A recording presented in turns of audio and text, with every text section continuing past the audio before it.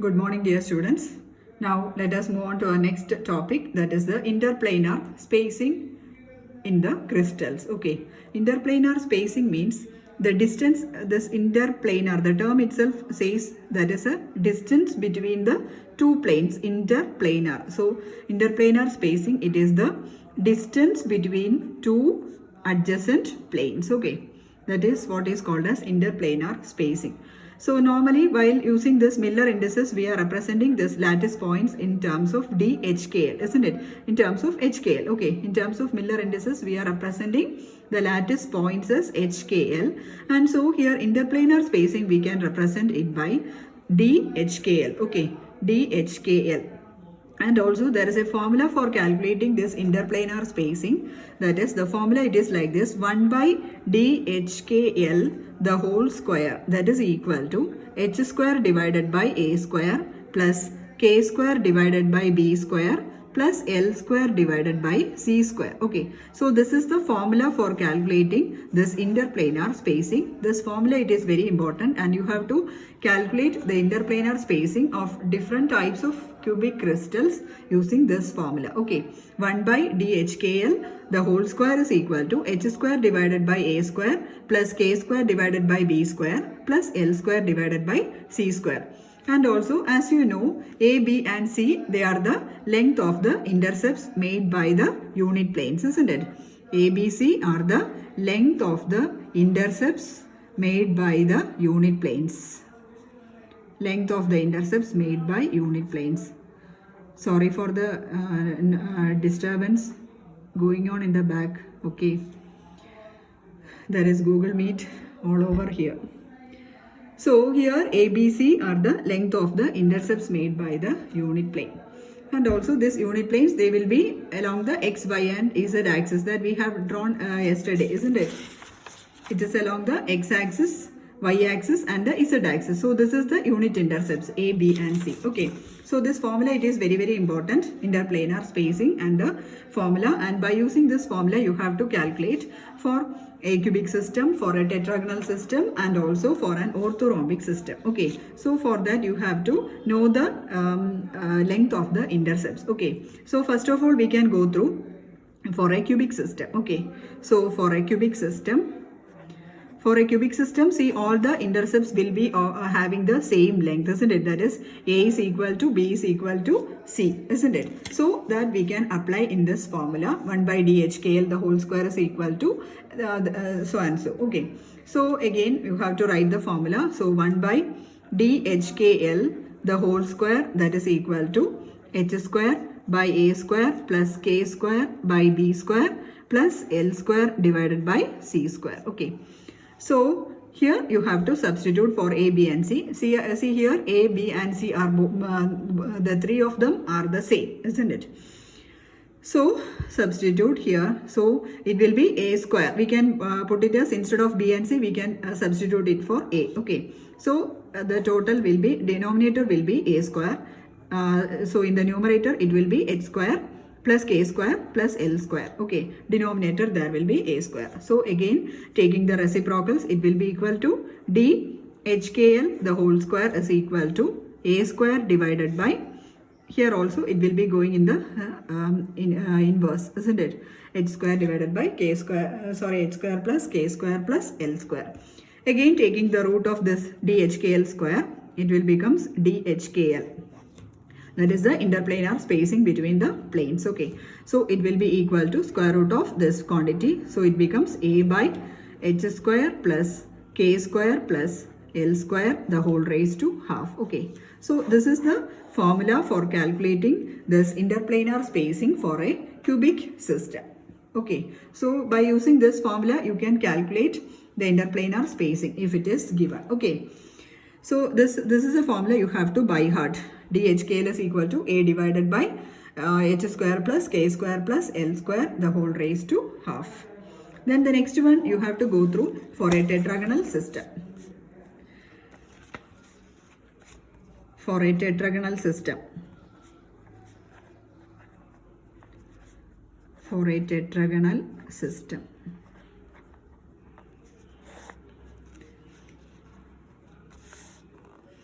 See, for a tetragonal system, all the intercepts are not having the same length. That is, A will be equal to B, but B will not be equal to C. That means A and B will be the same, but C is not having the same length. So again write the formula 1 by DHKL the whole square is equal to H square by A square plus K square divided by L square plus B square K square by B square plus L square divided by C square. Okay, then you have to substitute for these three. So that will be equal to H square divided by A square plus K square divided by, again we can write instead of B, we can write A. Okay, since A is equal to B. So here A square plus L square divided by C square. C not equal to A and B. So again we can simplify this as H square divided by K square the whole divided by A square plus L square divided by C square. Okay. So this is the 1 by HKL the whole square, isn't it? So again taking the inverse of this. Okay, here there is DHKL the whole square. So taking the reverse, it will be, you have to take the LCM and it will be complicated. So no need of this. You need only this formula. Okay, 1 by DHKL the whole square is equal to H square plus K square by A square plus L square by C square.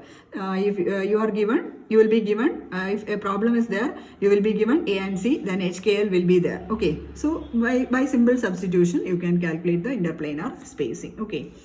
So then the next, that is next case, that is for an orthorhombic system. For an orthorhombic system. For an orthorhombic system. Here the three intercepts are not the same. That is A not equal to B not equal to C. Okay. So by direct substitution we can write the formula. It will be like this: 1 by DHKL the whole square is equal to the original formula, isn't it? That is H square divided by A square plus K square divided by B square plus L square divided by C square. Okay, this is the original formula. Okay, so this is for an orthorhombic system. Okay, so there is a worked out example in your textbook. You have to do the problem. It is a very simple problem. You just substitute the values, and if any doubt arises, you can call me. There is no need of doing that problem in the class. Okay, just do it. So then the next topic, that is the important lattice planes of a cubic crystal. Okay, important lattice planes of a cubic crystal. Important lattice planes of a cubic crystal. So we have to go through here one by one. That is for a simple cubic lattice, for a face-centered cubic lattice, and also for a body-centered cubic lattice. See, first is the case of a simple cubic lattice or a primitive lattice. Simple cubic lattice or a primitive lattice. See, for a simple cubic lattice, the points will be at the corners, isn't it? We had seen already, isn't it? The points will be at the corners. And also here for a simple cubic lattice, the intercepts on the three axes, that is A, B and C. What about the intercepts? A will be equal to B, will be equal to C. The intercepts are all the same, or the values will be equal. And also the angles between these planes, the angles will be equal to 90 degree. Okay. So in your textbook, this lattice planes are shown. I will be,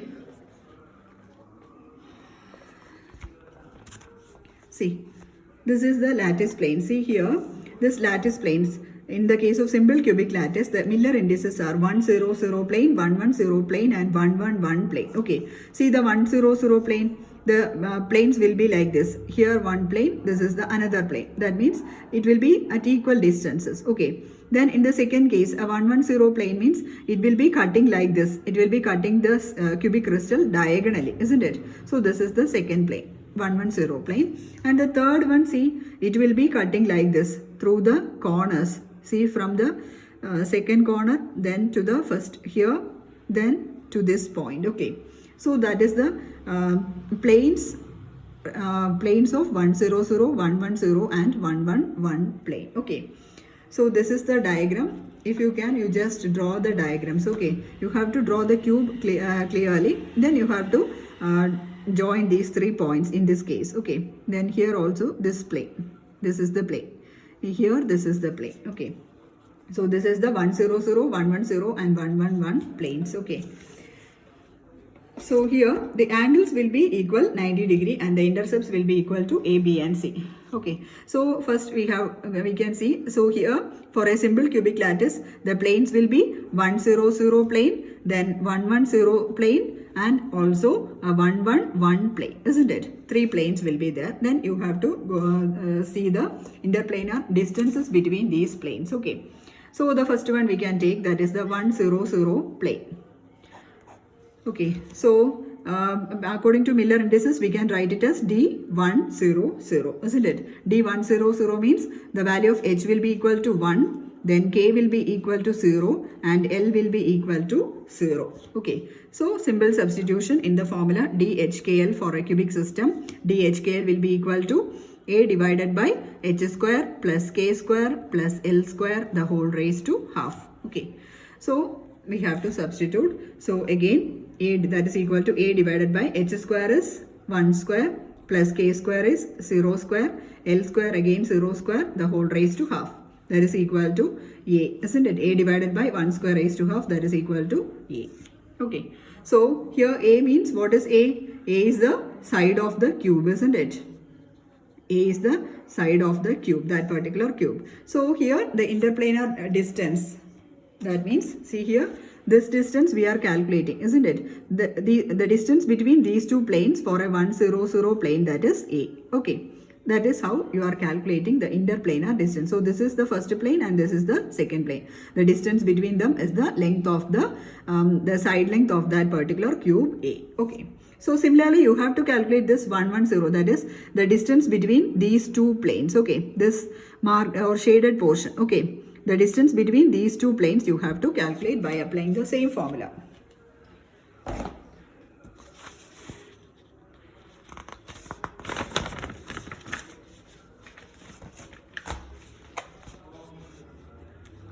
Again, the next plane, that is the 1 1 0 plane. 1 1 0 plane. So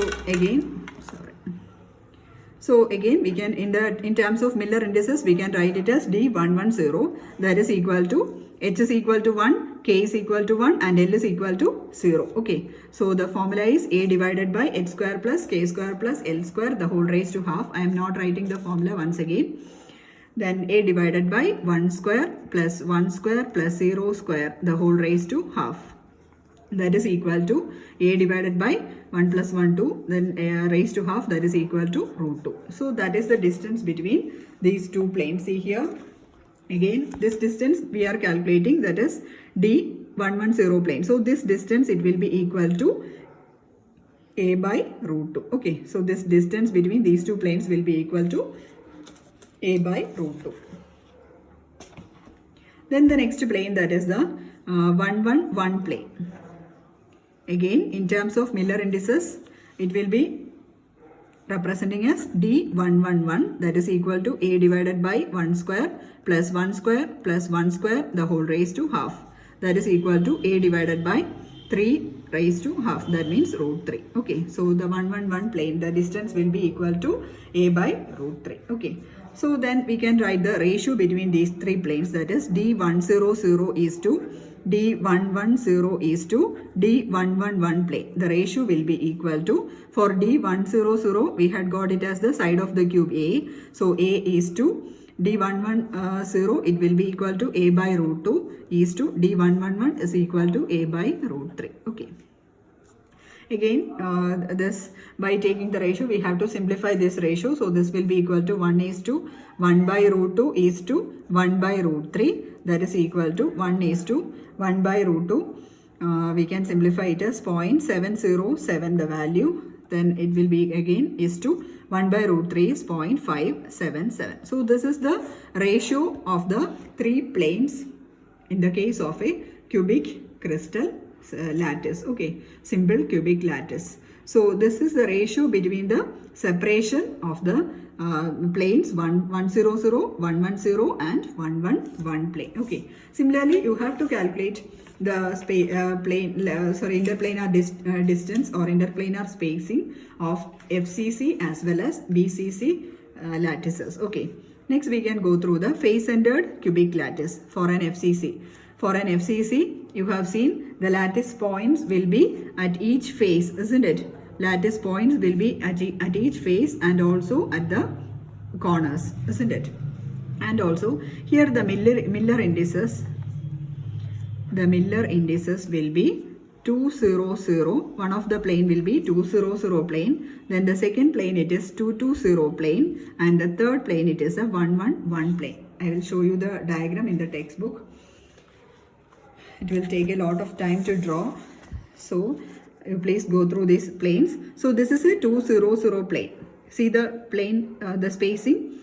Then the next one, that is the 220 plane, that is midway between the planes. Okay, midway between the first plane. So also it is in the diagonal manner. Okay, so that is a 220 plane. Then 111 plane that we had already seen in the previous case for a simple cubic lattice. Okay, so these are the three planes for a face-centered cubic lattice: 200, 220 and 111. You have to remember these these Miller indices. Okay, so 200, 220 and 111. Next, we can go through the interplanar spacing of each crystal of each planes. Okay, so first one, that is Miller indices for 200. 200. We can write it as D200. So the value will be, after substituting, the value will be equal to A by 2. Okay. Then for D220, it will be equal to A by 2 root 2. And for D111, it will be equal to A by root 3. Okay. So taking the ratios, D200 is to D220 is to D111. That is equal to A by 2 is to A by 2 root 2 is to A by root 3. A by root 3. That is equal to, again simplifying, 1 by 2 is to 1 by 2 root 2 is to 1 by root 3. Okay. Then on simplifying this, it will be equal to 1 is to 0.707 is to 1.154. Okay. So this is the ratio of the different planes or the interplanar spacing in the case of a face-centered cubic lattice. So you see here we are simply substituting in the formula and you have to calculate it. Okay, D200 it will be equal to A by 2 by simple substitution. Okay, hope you understood this one also. It is just a similar case as in the previous one. Okay, that is in the case of a simple cubic lattice. Then the next one, the third one, that is regarding the body-centered cubic lattice. Okay, BCC. See, body-centered cubic lattice. See here in the case of body-centered cubic lattice, we had seen the lattice points. Where are the lattice points? The lattice points will be at the corners as well as at the center, isn't it? The lattice points will be at the corners as well as at the center. So here the Miller indices are, for BCC, the Miller indices are 200, that is the first plane, then 110, second plane, and again 222, that is the third plane. Okay, then you have to calculate the interplanar spacing of these three. So the first one, D200, that is equal to A by 2. We had already calculated. Then the second one, that is D110, that is equal to A by root 2. And the third one, that is D222, that is equal to A by 2 root 3. Okay. So these are the three interplanar spacing. Okay. Then you have to calculate the ratios of these three. That is D200 is to D110 is to D222 is equal to A by 2 is to A by root 2 is to A by 2 root 3. Okay.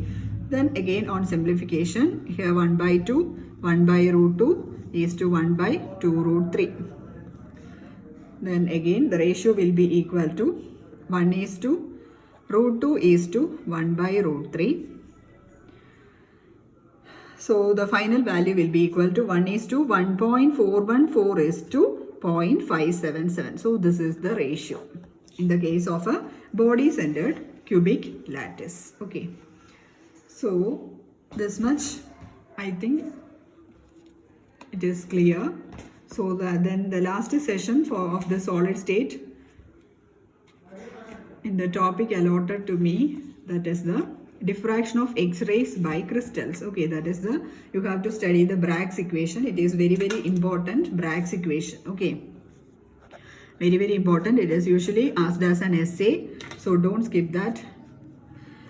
So then the next is diffraction of X-rays by crystals. It's a very small derivation. Diffraction of X-rays by crystals. Diffraction of X-rays by crystals. So here in this we are studying this Bragg's equation and the derivation of this Bragg's equation also.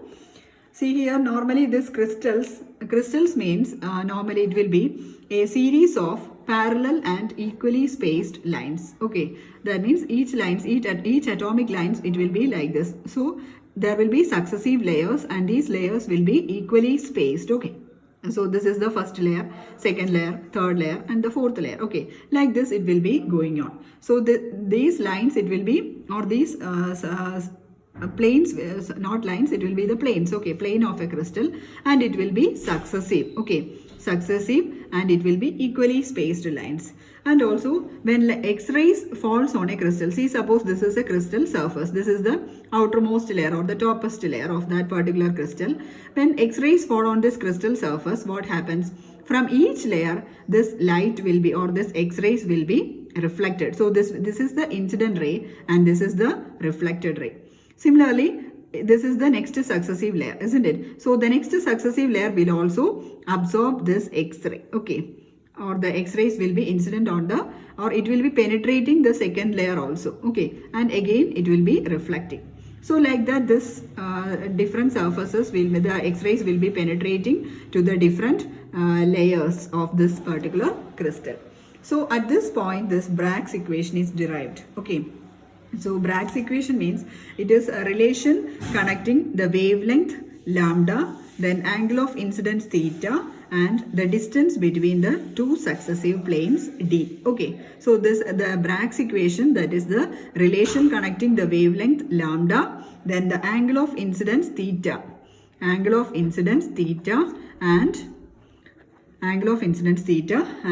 the distance between the successive planes, that is d. Distance between successive planes.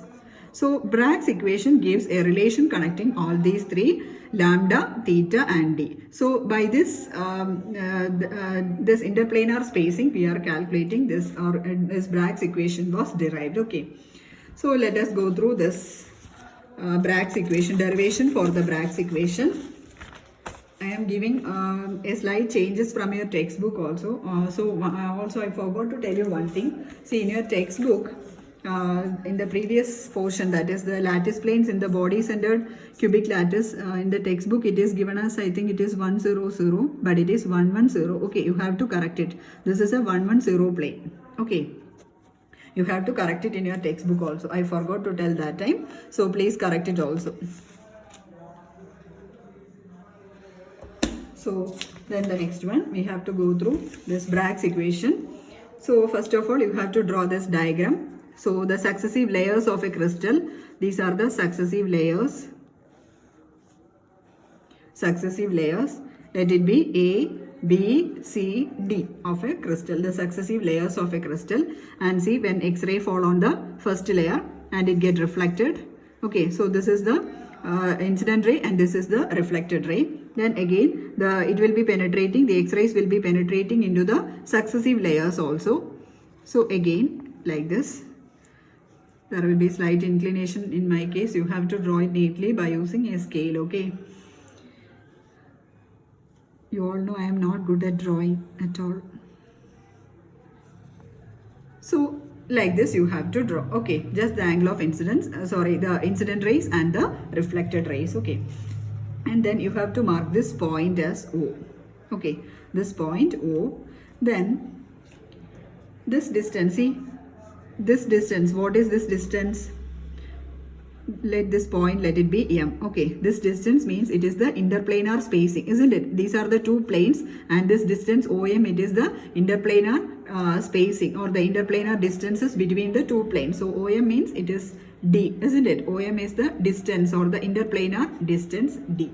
Okay, so in the first step you have to draw. So when one more thing, when X-rays falls on this crystal, what happens is that the angle of incidence will be equal to the angle of reflection. So here we see all these lines are equally spaced. Here some variation is there. Please excuse me. So here, first case you have to draw OL perpendicular, OL and OM perpendicular to this incident and reflected beam. Okay. OL and OM. So this one, let it be OL.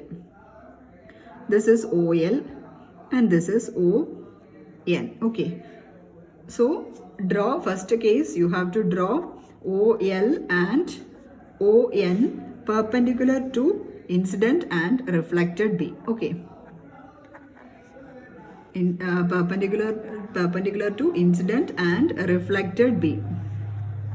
That is the first step you have to follow.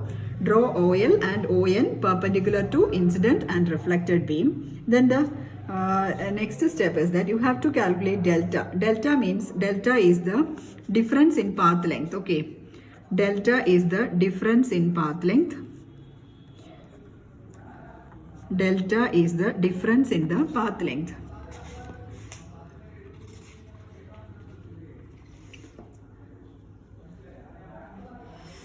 Just a second.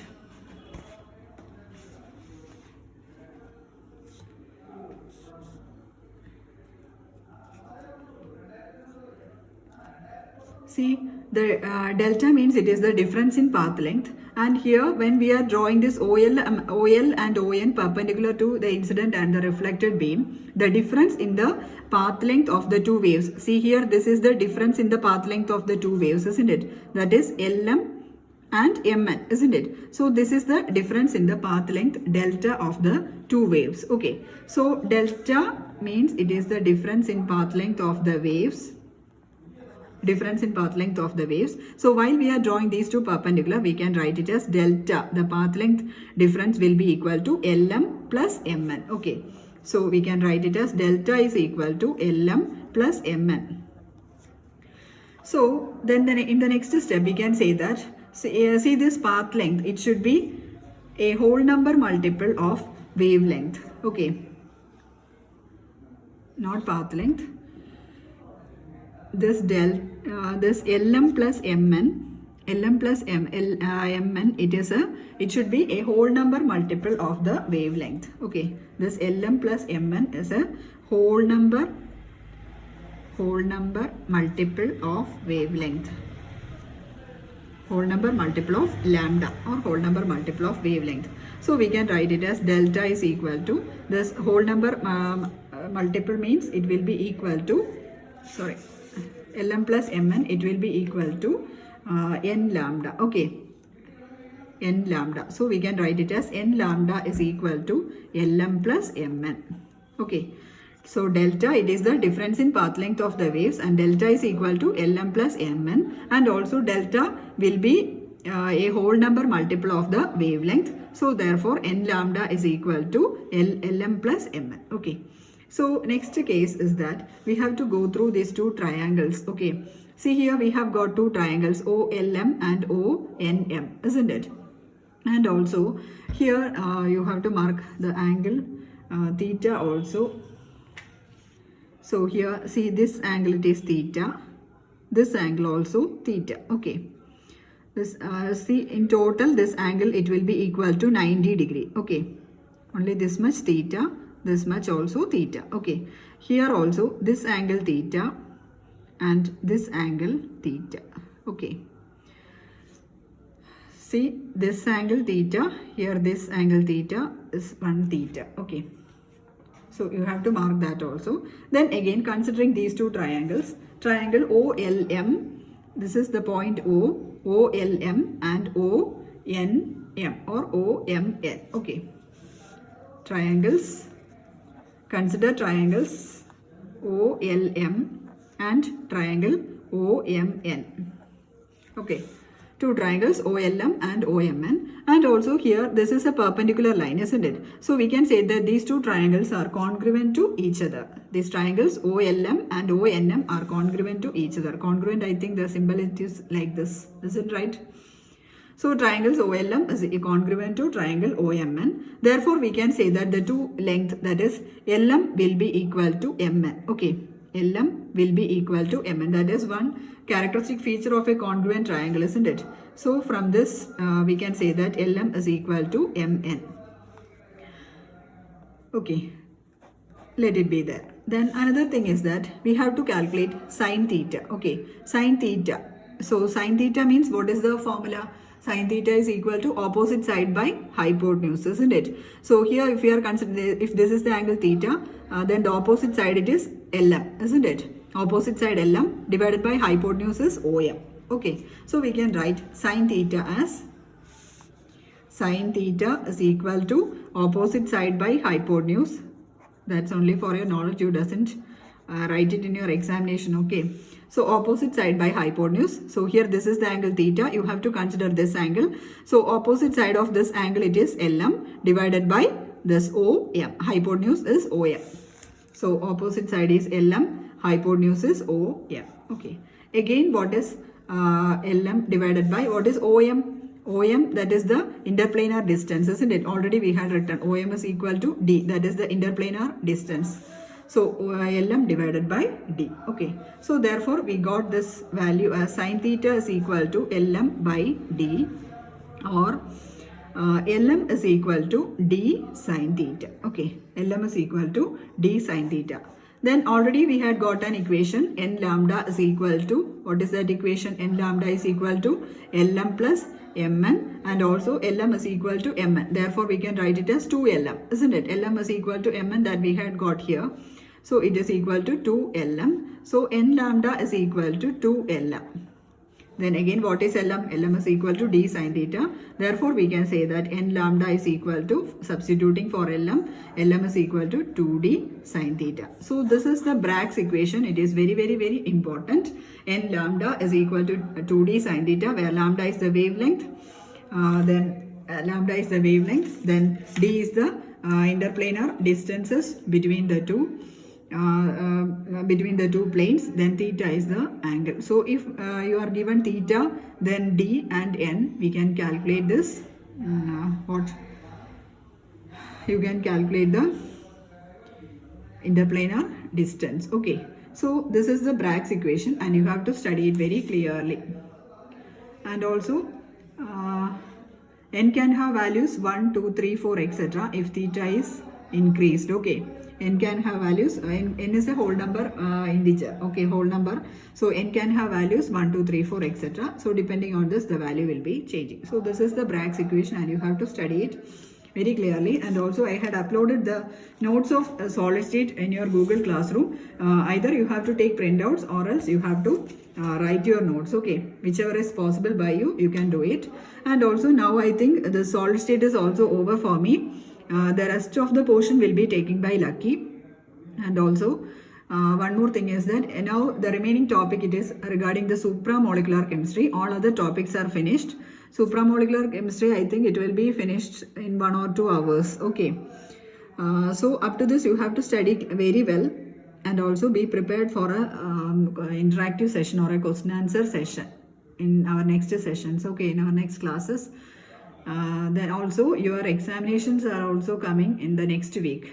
That is, after Puja holidays, you will be having internal exams. Okay, so you have to study. Don't waste time. If you had got any pending videos to see, you have to update it. And also after the examinations, I will be changing the privacy settings, or the video won't be available for you after that. So you have to complete the videos and study it properly. Okay, please write the lecture notes also. And also after this, seeing this session, you have to upload the lecture notes in the classroom. Only then I will be giving you attendance. Okay, I want to see each and every student's note. Okay, you have to submit the lecture notes also in Google Classroom today itself. The time I will be informing you. Okay, thank you.